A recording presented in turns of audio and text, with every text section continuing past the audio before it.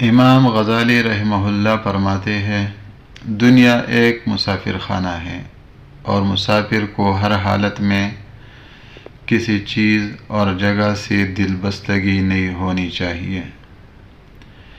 Number 2، مجلس کے اندر بیٹھ کر قریب تر لوگوں کی مزاج پرسی کرو۔ نمبر 3، محتاجوں سے مہنگا مال خریدنا احسان اور صدقے سے بہتر عمل ہے۔ نمبر 4، جس کا لباس ہلکا اور باریک ہوگا اس کا دین بھی ضعیف ہوگا۔